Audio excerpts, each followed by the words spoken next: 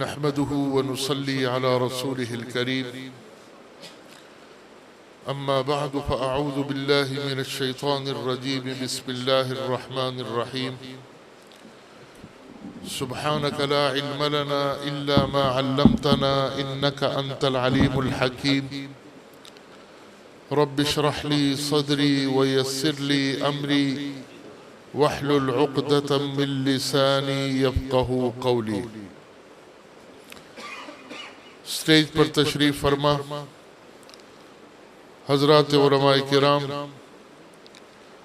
بالخصوص قائد احرار برادر مکرم حضرت مولانا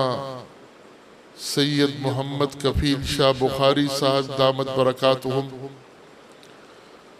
الحاج عبداللطیف خالد چیمہ صاحب، میرے محترم دوستوں اور بزرگوں، میں مجلس احرار اسلام کا شکر گزار ہوں کہ انہوں نے حضرت امیر شریعت سید عطا اللہ شاہ بخاری رحمۃ اللہ علیہ کی یاد میں یہ تقریب منعقد کی۔ در حقیقت ایسی تقریبات کے انعقاد کا مقصد یہ ہے کہ آج جو ہم آزاد فضاؤں میں سانس لے رہے ہیں اور ہمیں اللہ تبارک و تعالیٰ نے آزادی کی نعمت عطا کی ہے، یہ ان بزرگوں کی محنتوں اور قربانیوں کی بدولت ہے جنہوں نے انگریز سامراج کے خلاف جنگیں لڑی، جد و جہد کی، تحریکات چلائیں۔ ان میں ایک نمایاں نام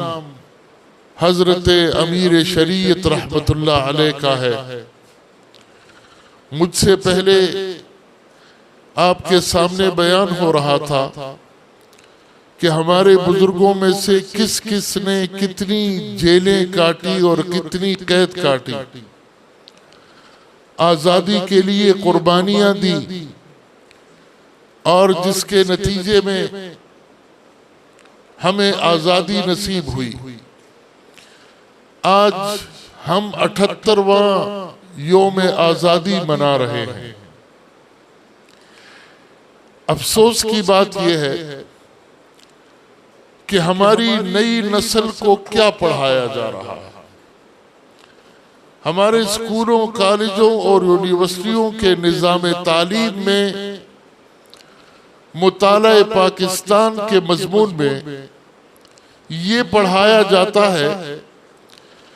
کہ 1940 میں قرارداد پاکستان پاس ہوئی اور 1947 میں پاکستان بن گیا۔ صرف 7 سال کی جد و جہد کے نتیجے میں پاکستان بنا۔ یہ ایسا ہی ہے جیسے کہا جائے کہ کسی نے کھانے کا آخری لقمہ کھایا اور اس کا پیٹ بھر گیا۔ کھانے کا آخری لقمہ کھانے سے پیٹ نہیں بھرتا، اس کے پیچھے تقریباً 250 سال کی جد و جہد ہے، اور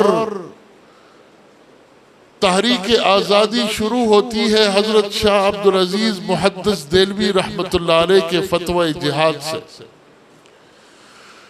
اس کے بعد تحریکیں چلی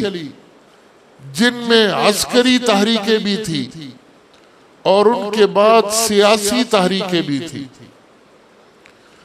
ان تمام تحریکوں پر اس گفتگو میں احاطہ ممکن نہیں ہے، لیکن چیدہ تحریکات جن میں حضرت سید احمد شہید رحمۃ اللہ علیہ کی تحریک تھی، تحریک ریشمی رومال تھی، تحریک خلافت تھی، تحریک عدم تعاون تھی، کتنی تحریکات ہیں جو ہمارے بزرگوں نے اٹھائی، جو بظاہر وقتی طور پر ناکام ہوتی رہی، لیکن آزادی کی چنگاری انہوں نے لگائے رکھی، اور پھر عسکری تحریکوں کے بعد سیاسی تحریکات چلی، اور پھر بالآخر انگریز کو یہ ملک چھوڑنا پڑا، اور آج ہم آزاد فضاؤں میں سانس لے رہے ہیں۔ یہاں میں صرف ایک بات آپ کی خدمت میں عرض کرنا چاہتا ہوں، وہ یہ ہے کہ ایسے سیمینار اور پروگراموں کا مقصد یہ ہوتا ہے کہ ہم اپنی نئی نسلوں کو اپنے اکابر و اسلاف کی قربانیوں سے آگاہ کریں، اور انہیں یہ بتائیں کہ کس طریقے سے ہمارے بزرگوں نے، ہمارے اسلاف نے قربانیاں دی، اور ان قربانیوں کے نتیجے میں آج ہم آزاد کہلاتے ہیں۔ دوسری بات، ایسے پروگراموں کا ایک مقصد یہ ہوتا ہے کہ ہم اس بات کا جائزہ لیں کہ کیا جس مقصد اور جس نظریے کے لیے ہم نے وطن عزیز حاصل کیا تھا، کیا وہ مقصد حاصل ہو چکا ہے؟ آج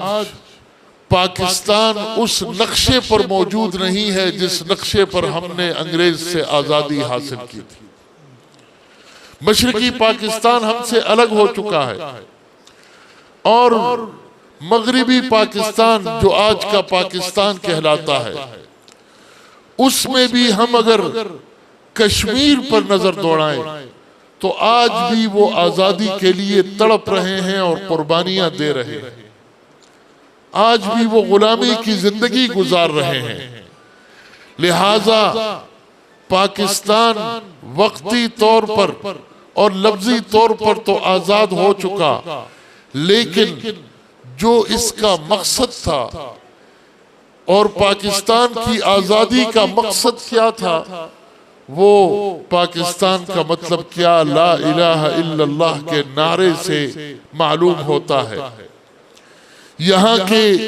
لوگوں نے اور ہندوستان کے مسلمانوں نے جو ہجرتیں کی، جو قربانیاں دی، اور لاکھوں مسلمان اس میں شہید ہوئے، لاکھوں ماؤں بہنوں کی عزتیں اور عصمتیں جس کے لیے لٹی، ہمیں وہ پاکستان ابھی تک نہیں ملا۔ لہٰذا تکمیل پاکستان ضروری ہے۔ پاکستان جس مقصد کے لیے حاصل کیا گیا، اس ملک میں لا الہ الا اللہ کا نظام نافذ ہو اور اسلامی نظام قائم ہو، اس مقصد کے حصول کے لیے ہمیں اپنی جد و جہد جاری کرنا ہوگی۔ ہم نے اللہ سے وطن مانگا تھا، اللہ نے ہمیں وطن دے دیا، لیکن ہم نے اللہ سے ایک وعدہ کیا تھا کہ ہمیں ایک آزاد مملکت عطا فرما جس میں ہم تیرے بنائے ہوئے قوانین کے مطابق زندگی گزاریں گے۔ اللہ نے اپنا کام کر دیا، ہم نے اپنا کام پورا نہیں کیا۔ ہم آج تک اس نظام کو قائم کرنے میں ناکام ہیں۔ اس لیے میرے محترم دوستوں اور بزرگوں، میں ایسے پروگراموں کا مقصد یہ سمجھتا ہوں کہ نفاذ اسلام کے لیے ہم اپنی جد و جہد کو مزید تیز کریں، تاکہ وہ مقصد جو 78 سال میں ہم حاصل نہیں کر پائے، ہم جلد از جلد اپنی اس منزل مقصود تک پہنچ سکیں۔ وآخر دعوانا ان الحمدللہ رب العالمین۔